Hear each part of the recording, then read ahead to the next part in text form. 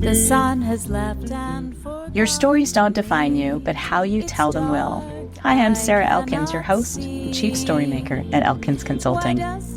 Whether you're sharing personal stories or professional stories, the way you share your stories can impact your internal messages and the way people perceive you. So if you are in the middle of interviews or getting ready to go to interviews, please remember my course, Job Interview Storytelling, is now available on Udemy. You can find the details at elkinsconsulting.com. Well, today is a very special episode because I'm recording in person with my friend Amy Adams in a coffee shop called the General Mercantile here in Helena, Montana. We're sitting in a back booth, so if you hear some sounds from the coffee shop, that's what you'll be hearing. And it's especially good or especially meaningful because Amy and I worked together when I first became a StrengthsFinder coach, when she worked for the state of Montana. And now she's doing something that is so near and dear to my heart. And listeners, when you hear this story, you'll know why. Amy, thank you so much for joining me. Thank you for having me, Sarah. I really appreciate it. Well, I'm excited because my husband, Bob, sent me the link to the article that was in our paper recently about the nonprofit you recently started. But this nonprofit status just happened. You've been doing the work of this nonprofit for a few years now, right? So in January of 23, I still had a son in high school, my last one. And the superintendent, Rex Welch, sends out a weekly email updating, what's going on with each school, who's won awards, what teacher, just kind of a general update. Like a newsletter. Yeah, like a weekly newsletter. And in this one, it mentioned the homeless students and the families and how many there were in the school district and what they considered homeless, living in hotels, cars, couch surfing. And I felt really drawn to it, and I just kind of let it sit because I had a lot on my plate. It only sat for a couple of days, and I reached out to Michelle Zentz, the school district's homeless liaison, and I said, I realize you don't know me. I said, but I know I can help. So we visited for a little while, and we realized that even though these homeless families had access to food share, there was no way to cook anything.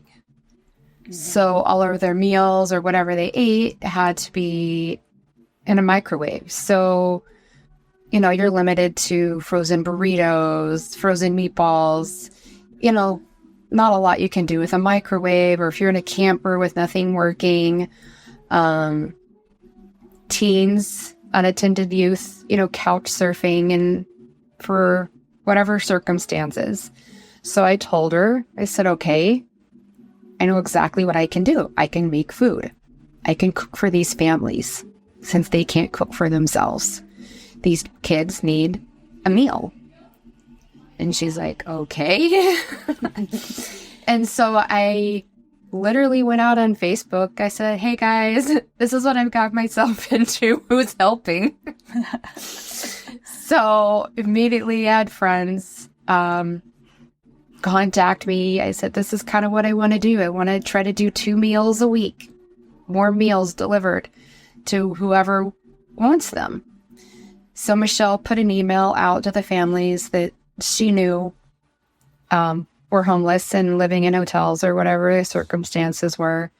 And there were a few that said, yeah, we would like to have a warm meal a couple times a week. Okay.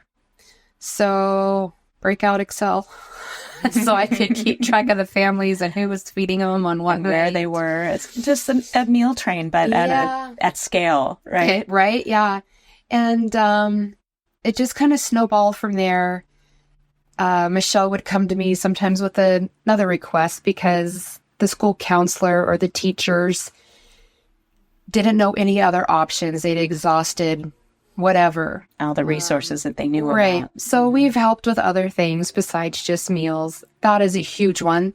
And meals are huge, especially when the snow hits and sticks and it gets cold, because kids can't get out and walk anywhere. Parents can't get out. Nobody wants to go out in the cold. So in the wintertime, it gets pretty crazy. This past winter, I was doing 5 families. Twice a week. Yes. Oh my gosh. Did you? Well, never mind. That I was just thinking about the operations behind all that, but that doesn't really matter in the context like of I the story. said, my Excel spreadsheet, like I printed off a week at a time, and and you personally were doing 5 families, and then you had friends, So, no, okay. If I didn't have enough volunteers, I literally just would go on Facebook and say, "Hey, this is what I've got. Who can cook a meal?" I had a friend from high school, hadn't seen him, I don't think, since high school, but we connected through Facebook. He, sent me $200 through Venmo.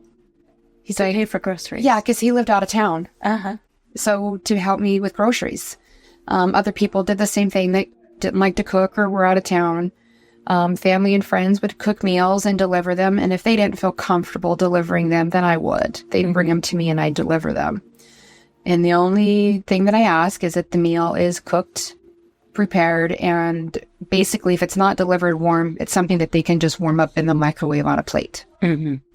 So it's home cooked, ready to eat meal for the most part. Maybe just a little warming up is all it needs. So when you think about that first week, the first meal you delivered, can you tell that story? I was kind of nervous. You're not sure, you're going, It's not neighborhoods that you would normally frequent. Yeah. And not knowing the hotels and what you were going to be encountering. I kind of made it to where we would deliver to the front desk of the hotel and just label who it was for. Because some of these families want to keep their anonymity. Totally fair. And so, and it just depended on the family. But for the most part, that first meal is kind of like nervous. I'm like, oh my Lord, what have I got myself into? Am I going to be able to keep this up? And like all this stuff was running through my head and like, do I really want to do this? How are these people going to be? Right. It just, what if they start asking me for all this other stuff? How am I going to say no? Yeah. And if I see these kids, that's going to kill me. I'm going to want to bring them home. I know. Take care And of it's them. just so much stuff ran through my head. And I'm like, okay, just breathe, just drop off the meal and we'll deal with whatever comes. And it went smooth. It was fine. They were grateful. I do meet some of the families.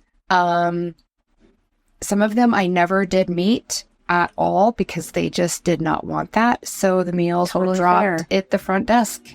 And that was it. So I have to share something that just popped into my head. I got a chill on my skin. There's a Jewish tradition of giving, and we call it a mitzvah when it's a good deed. Did you do a mitzvah today? And that's why the tradition is that a child turning 13 does a bar mitzvah for a boy or a bat mitzvah for a girl. Mitzvah actually translates to commandment, not good deed. And the tradition is that there are 3 levels of mitzvah. That's the singular. Mitzvot would be plural. Okay. And the first is to give to somebody who knows that they're receiving and they know you're the giver. That's a mitzvah. That is absolutely a gift, right? So when I deliver a meal to a friend who just had surgery or something, that's a mitzvah. The next level is when I know who it's going to, but they don't know who's giving. And that's another level of mitzvah, right? And then the highest level of mitzvah is that the giver and the receiver don't know each other. They won't find out who gave or who received. And of course, that's exactly that level of anonymity. And I keep thinking about that in the level of respect and dignity that requires, and humility and selflessness on the giver's side, because those people will never know who contributed to their well-being. So I just had to put that in there because it's so meaningful to me to hear that aspect of this story, because I don't know the details of your story. I didn't need them to know who I was, and I didn't need to know who they were. I just knew that the family needed a warm meal and that the kids did. And I've had kids go back to the school counselors, and the counselors get back with me, and one of them was a teenage boy at Helena High. And he went and told the counselor, he's like, tell them thank you. He goes, I was so tired of frozen burritos.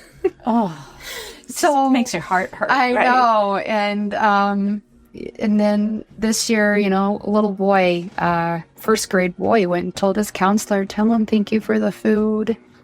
And and then the article you mentioned in the Montana Free Press, the teacher that got all the snacks and everything, she had her class sit down and write me thank yous. And I recorded a video and put it on my Facebook page and had a hard time. I don't think I kept a dry eye because one of them really grabbed me, and boy said, I usually don't get to eat during the day. He's like, thank you, I have food. And I was just like, So listeners, you know why this is so meaningful to me. If you've heard any of my other episodes, as a matter of fact, just a couple of weeks before this will be published, you will have seen and heard the monologue episode about my love language, which is food, not eating it, although I love to eat good food, but it's in nurturing and nourishing people at my dining room table. I love feeding people. Mm-hmm. And of course, my husband knew that when he sent me that article. I didn't know about it. So one of the things that popped into my head was an experience I had when I live right across the street from Hawthorne Elementary School. And because I spent time at that school, I knew all of the students in both of my boys' classes through all the years that they were in school. And the principal knew that we were across the street. She even made my house on the list of safe places for students to go if they couldn't be at the school, which was an honor to me that they would trust me like that. The other thing that happened was that she would periodically call me and ask me to come to the school to bring laundry back to my house, children's coats, because they would be filthy. They'd show up at school with these filthy coats. And she'd have me clean the lost and found clothing, jackets and sweatshirts and T-shirts, so that they would have clean clothes for kids to wear when things would happen at school. And what I remember most about that experience was that at some point, I think it had been 2 or 3 years that I had been contributing at the school in a variety of ways. It was summertime, and I knew a lot of the students in my neighborhood were on assistance. There were some kids that lived in the shelter downtown that came to school at Hawthorne School. So we had a pretty economically diverse student body at that school. And I remember walking into my kitchen one day, and there's some kid's head popping out of my refrigerator that I didn't even know who it was. And I recognized him as a Hawthorne student, but I didn't know him. And I said, can I help you find something? And he startled. And I said, are you looking for a glass of milk? And he said, yes, please. And of course I gave him this glass of milk. And through the rest of the summer, I reminded him that he could always come and get a glass of milk at my house. And we had an outdoor chest freezer with popsicles. And I said, anytime in the afternoon in the summer, if you want a popsicle, just go grab it out of the freezer. And I remember this moment when there were 2 other kids with him. And they came into the house and attacked my fruit bowl. We had this giant fruit bowl with apples and bananas and oranges. And they left it almost empty. And I asked him, I said, are you okay? I mean, that's a lot of fruit. Are you doing all right? And he said, my sister wants some fruit. And I remember this moment, my heart kind of hurt, partly because we were struggling financially at that point. The money was really tight for us. And I had this edge of, oh my gosh, they're taking fruit out of the mouths of my children. And in that moment, I realized I have all the resources I need. These kids, they don't know where else to get this. I can call my cousins, my brother and sister, my mom and dad. One of them can send me $100 for groceries if I need it. These kids don't have that. Yeah. So tell me about what drove you to this point, because that was one of my big aha moments about feeding people and why it mattered to me. What was the time in your life where you saw that struggle face to face? I honestly don't ever remember, even as a kid, I was always taken care of. I don't remember, struggling. I remember going out to eat was like a big deal. A big deal. Mm-hmm. But like at home, I mean, not once do I ever remember not being able to have what I want. Just always provided for all of that. I got to do extra things. I got to do the 4-H, but it's my upbringing. I am the preacher's daughter and raised Southern Baptist. Oh. So my faith was, I was raised to help. We give, and so I've always had that. I've always been like a helper. If I see somebody or something struggling, I want to go get involved and help and make things better for them, because I'm usually able to in some form or fashion. And that's why I saw this. And I didn't realize that was an issue in our school district when I read that email. I mean, there's homeless, but you just assume that there's other organizations or there's other ways that they're being helped in some way. But then you saw that come out, and that, and then after speaking with Michelle, you're like, wait, they can't cook the food that they can get. Like, it was like eye-opening for me. Mm-hmm. The level of need. Yeah. And then just some of the other things that I've learned and some of the stories and situations I've run into. And I'm just, this is my 3rd school year doing it. And I'm just still just dumbfounded at some of the things I'm running into and the gaps that are there. And I'm just, it hurts my heart. It just blows me away. And, was it last January, the Montana Free Press had contacted the school district when it hit like the 40 below and all of that. Like, what were they doing to help their homeless families? And they talked to Michelle, and Michelle's like, you need to talk to this person. And Javon Wagner was the lady who did the interview. And she contacted me. She's like, which organization? I'm like, I started laughing. I said, I'm sorry, I'm not laughing at you. I go, I'm not an organization. I'm just a person. And she's like, what? I go, I'm just a person that saw a need, and I'm trying everything I got to fill it. And then I allowed her to put my email in the article, and I had some more people reach out and contact me, and which was a huge relief, because then I was able for sure to cover my meals, because there for a while I promised these families 2 meals a week. They were getting them. If they didn't have enough people, if I didn't get enough volunteers, there were nights I was cooking for like 15 because I promised them meals. They were getting these meals. Mm-hmm.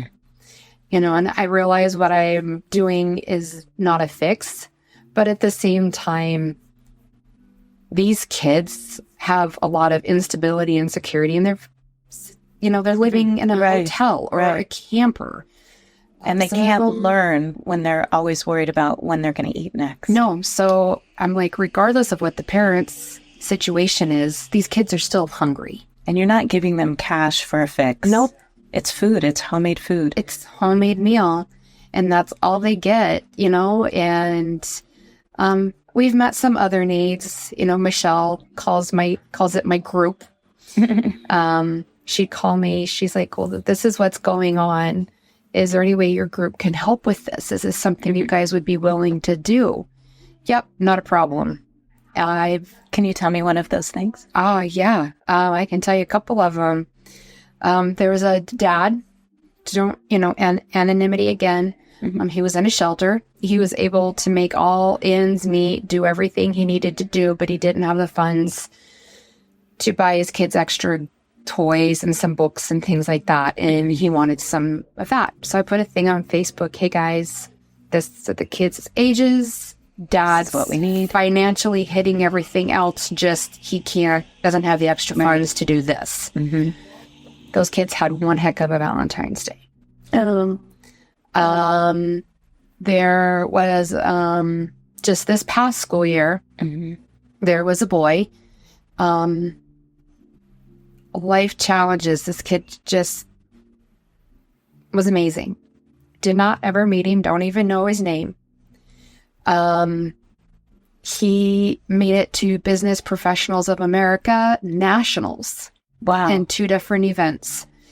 And between some of the teachers and some donors, they were able to cover everything except for meals and spending money. Oh.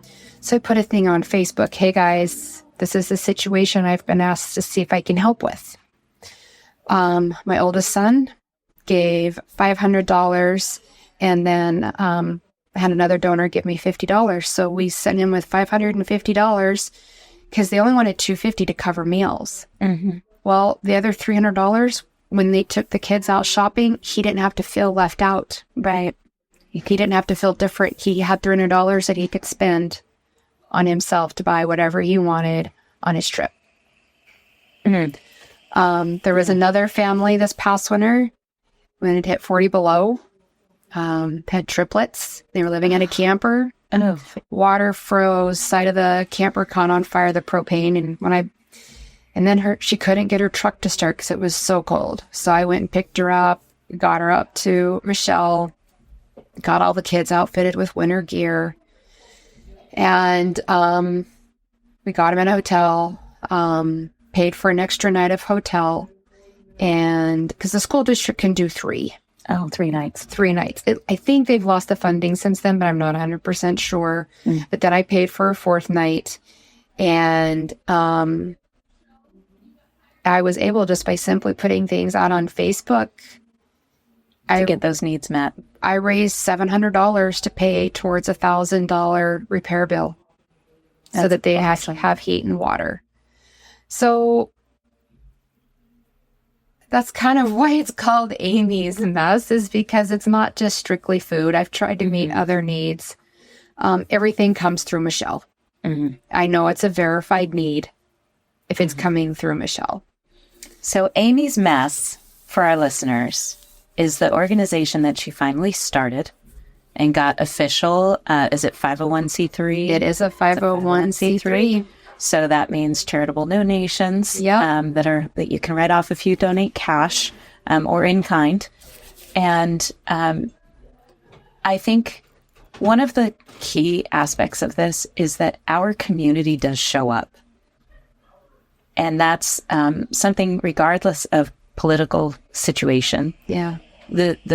Our community of the Helena area shows up for each other, and especially for kids. And I just want to make sure that our listeners hear that, because I think it's kind of unusual.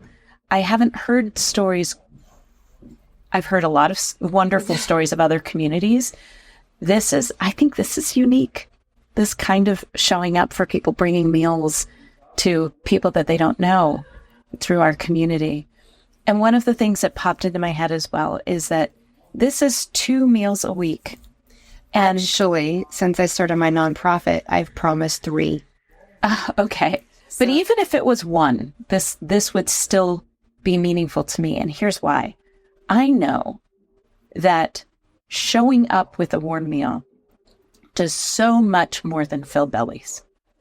Even if it was once a week, having a warm meal brought to you by a stranger who cares that you are eating something that's good for you has to have an impact way beyond the nutritional value of that food.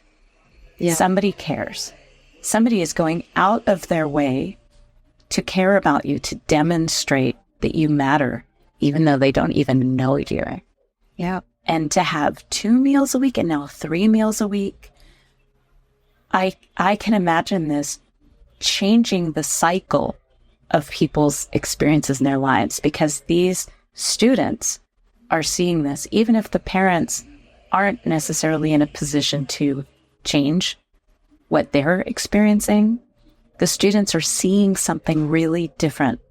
They are experiencing true care from strangers.